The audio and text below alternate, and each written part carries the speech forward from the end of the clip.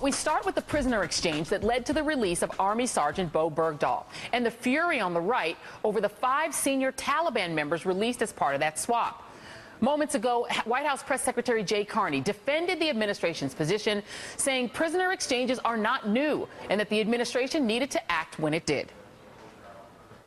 The state of his health, the fact that he'd been held for 5 years in captivity, the fact that there were no guarantees that the window would remain open, the window of opportunity to recover him, it was the right thing to do to move quickly and take that opportunity.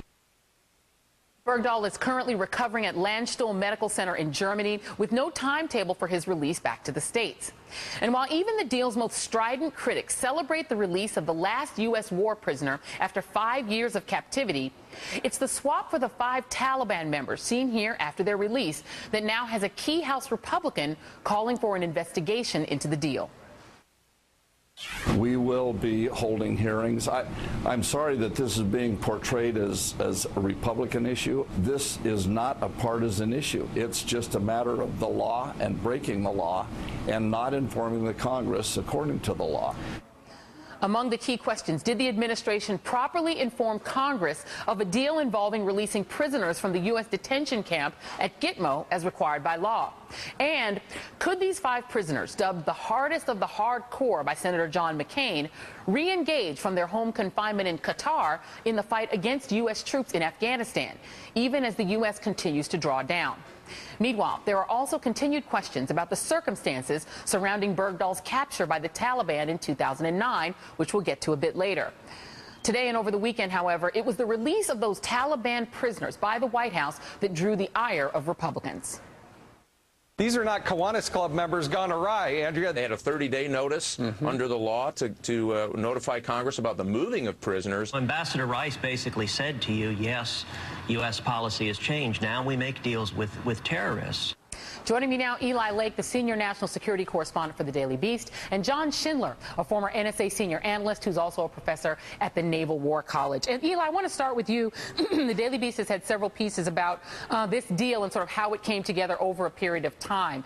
Number one, was the White House, in your reading of it, required to wait 30 days to get this prisoner exchange approved by Congress, or was this something that was essentially in the administration's purview to act? They said because his health was threatened. Well, the president issued a signing statement, which means that he was aware of what the National Defense Authorization Act had said about notification requirements regarding moving prisoners at the Guantanamo facility, and he acknowledged that he had to disregard that, and he had those powers within, because he's the chief executive, and he believes the Constitution gives him broad authorities when it comes to national security. And I would say that that interpretation of the Constitution is something that Republican administrations, particularly the last one, also had supported as well. And John, what I'm interested in this is that this idea that you would wait 30 days when something that seems rather imminent, if you have a chance to get back someone who's being held prisoner, an American, it does seem that that would be something you'd want to do sooner rather than later. How complicated is it when dealing, first of all, with a third party like Qatar? These were not direct negotiations. Right. So the entire thing is complex. Describe for us just how complex that is. There's been a huge U.S. and allied intelligence effort for 5 years now to locate and get back Sergeant Bergdahl. It's enormously complicated. There are multiple U.S. allies at play here. I'm not a lawyer. If this broke the law, it broke the law. But there can be a lot of compelling reasons, given the situation at hand, why action may have needed to be taken. I think there's going to be a lot of time to work all this through. If Sergeant Bergdahl was in the bad health that we're hearing he was in, there may not have been much time. And I think we're going to have to wait and see as this develops what really happened here. Yeah, and to that point, let's listen to Susan Rice, who's on ABC's This Week, and she talked about that 30-day notification and what she saw as the imminence of the U.S. having to act. Let's listen to that. We did not have 30 days to wait, and had we waited and lost him, I don't think anybody would have forgiven the United States government. And to that point, Eli, I mean, there is a political matter here. You heard one Republican member of Congress saying this is not partisan. But had they waited and had the news, rather than this young man being freed, been that he was killed, for instance, or that he had died still in the custody of the Taliban, wouldn't that have also created its own version of a firestorm? Well, it's possible that that would have gotten out, but I mean, there are all kinds of back channel and secret negotiations that go on with any administration. When they don't work out, it's not necessarily always the case that you see political firestorm over it. And I would say that I think as we learn more about who these 5 Taliban leaders are, they are very significant kind of captures within the war on terror. They're very important to the Taliban, and I think that you'll see, I think, the public discussion and the political discussion move to the substance of the issue. Was this trade in America's national security interest? Does it place the remaining American soldiers in Afghanistan at risk?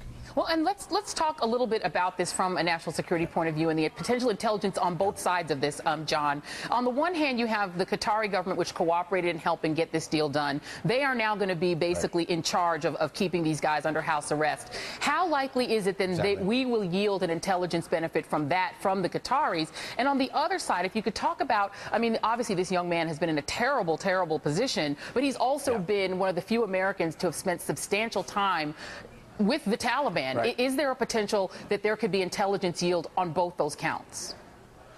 Yeah, there is, and certainly I hope the Qataris are able to get information out of these top Taliban guys, whom we, of course, have wanted to get rid of, frankly, for a long, long time. It's been a real thorn in our side. And another point I want to make is the Taliban is going to be careful about these guys anyway. They've been in U.S. captivity for years. They're going to want to do their own counterintelligence vetting of them to make sure they are what they seem to be. As for Sergeant Bergdahl, once he gets back to health, which we hope is soon, it may not be soon, he could be a source of very important information about who he's been dealing with, how they've dealt with him. Of course, we're going to want to unravel exactly how he wound up in Taliban hands.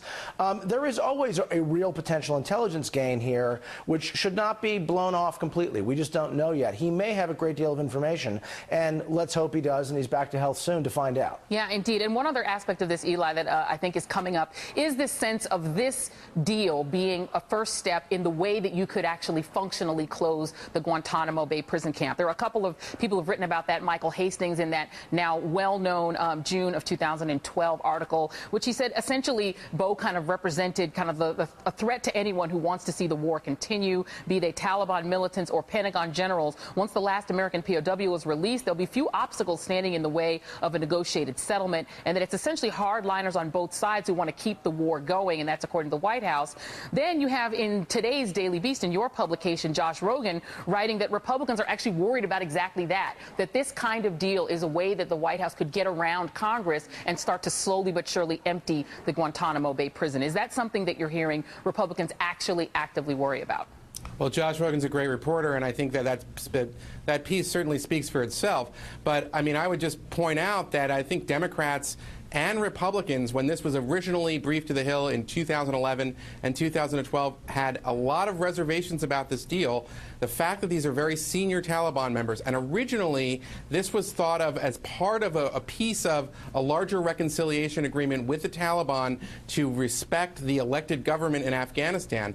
At this point, it appears to be a straightforward prisoner swap. So in the end, in a lot of ways, you could say the U.S. got less than it initially wanted in this exchange. So I think that there's a lot of questions there. And it does get back to this question of, Obama is keeping American soldiers in Afghanistan till the end of his presidency. Those soldiers who are left are going to be far fewer in number. Are they going to be facing a greater risk because pretty hardened guys with a lot of experience are replenishing the Taliban's ranks at this point? A conversation we could probably have for the full hour. I wish we had more time, but I hope that you'll both come back. Eli Lake and John Schindler. Thank you. Sure.